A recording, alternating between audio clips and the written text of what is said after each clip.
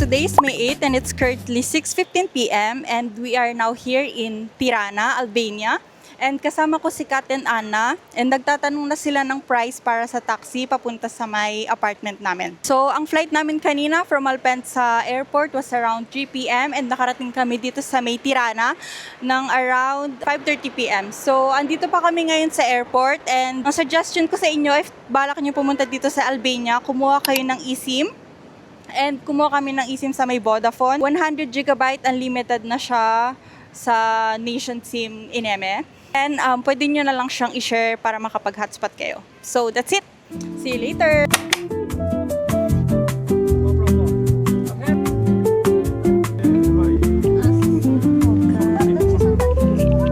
Come si chiama il paese? Là? No, proprio Milano Centro. Ah, Milano città. Sì. Qua è il centro. Ok, bello. Raga, mi aprite. Lazy cat is curled up on the sofa. Time passes so slowly as if it were hidden away. Wind gently blew across the face. Hi guys, update. We're currently here at Fish House Restaurant in Dures.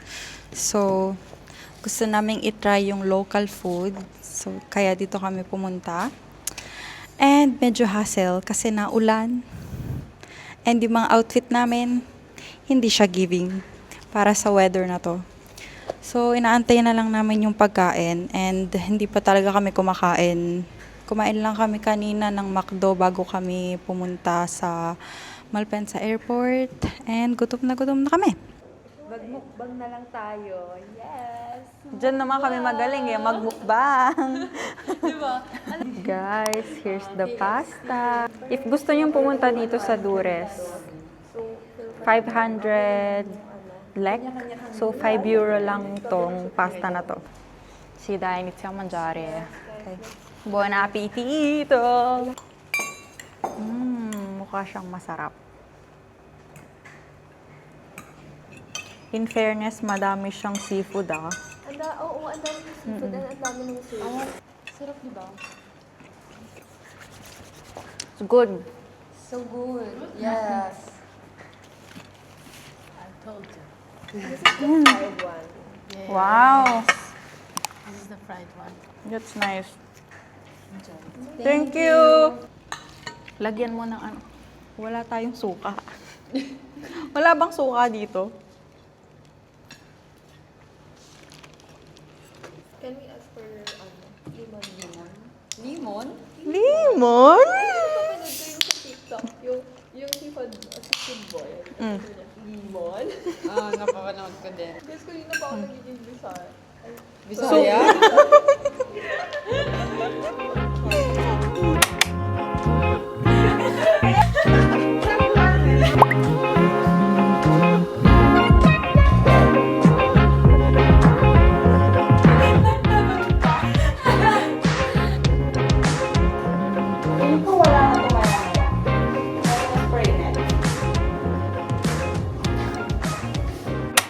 Hi guys, so today is our day 2 here in Albania. So today is May 9 and ang agenda namin today is pumunta sa may port side and sa Zines para mag-brunch and sa Zines para antayin ng sunset. So this is my outfit for today. I'm wearing this cord from Shein. This is my top, halter top siya. And this is my skirt.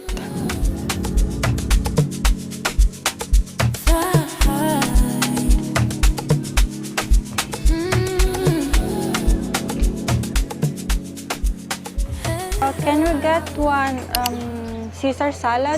Seafood salad? No, Caesar salad. Caesar salad. One seafood pasta, Pasta. one seafood risotto, and one shrimp ravioli with pink sauce. Okay guys, so nakapag-picture na kami and dumating na din yung food namin. Here's the pasta.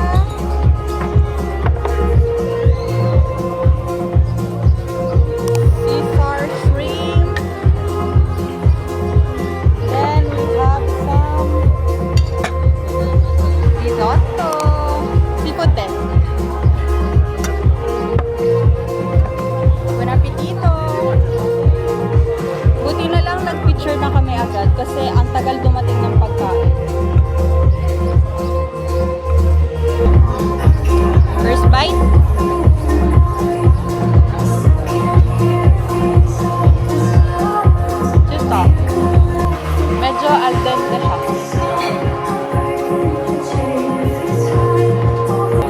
Tapos tignan niyo naman yung view namin.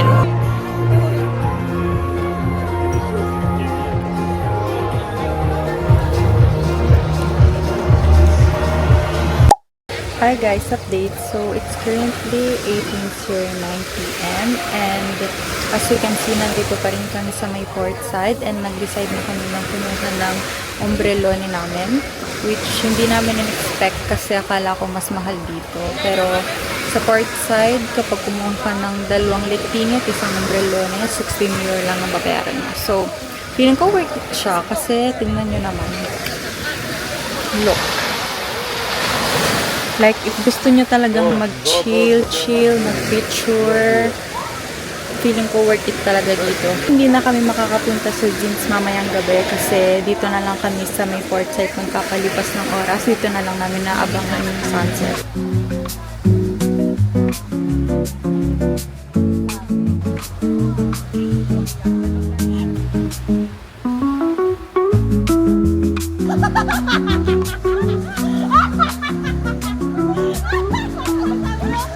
Hi guys, alam nyo, hindi ko na alam kung anong kinalabasan ng vlog na to. Basta ang alam ko, nag-enjoy ako ng sobra-sobra. My God. So, ang alam ko lang, masaya ako. Kasama ko mga best friend ko. Hindi ko na alam anong itsure ng vlog namin, pero masaya kami ngayon.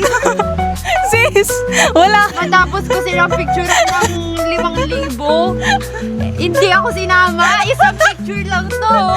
Are you happy? I'm so happy!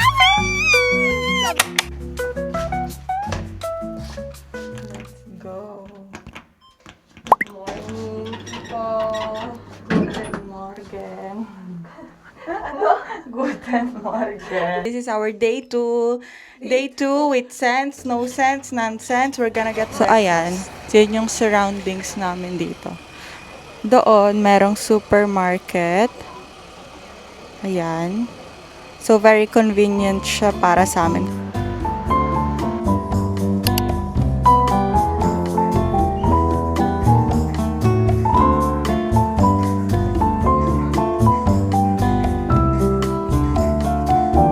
One chocolate and one vanilla.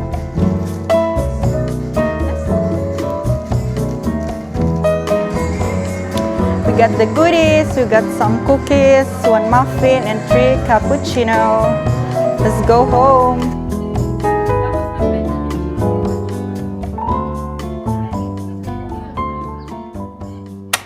Hey guys, so andito kami ngayon sa may The Great Mosquea sa Durres, Albania. So malapit lang siya sa may apartment namin, mga 10 minutes walking distance. So hindi ko maintindihan yung weather, para siyang humid. So hindi ko maintindihan kung magja-jacket ba or hindi. So, hindi pa kami nakakapag-lunch kasi magpipicture taking muna kami. And ayan, as you can see, ayan yung The Great Mosquea nila, nandito sa may likuran ko. Syempre, hindi kompleto ang trip namin kung walang picture taking, walang mukbang, walang mga vloggers. So, yun, dun kasi kami nag-i-enjoy.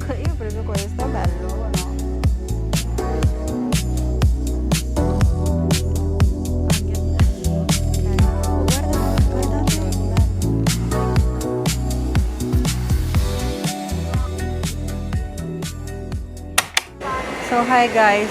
Update. Anong oras na? 5:40 p.m. na and mag-isa na lang ako ngayon. 7 p.m. ang aking flight pabalik sa Milan, sa may Bergamo. So, I decided to get something dito na sa airport and kumuha ko ng chicken salad. Kakain na muna ako ng mabilis kasi 5:40 na and para makababa na ako sa may gate. So, wala na kami masyadong nagawa ngayon kasi hassle na talaga. Lalo na wala na rin kaming time. So, nag-decide na kami na tumuloy na dito sa may airport. Ang flight ni Katen and Anna, hindi kami nagkasabay kasi may work, maagang work ko bukas and wala silang work. And ang flight nila is mamaya pang 5 a.m. So, yeah, that's it. Kakain muna ako kasi gutom na talaga ako. And, yun lang. That's my little update for now. So, ayan, chicken salad. Buon appetito.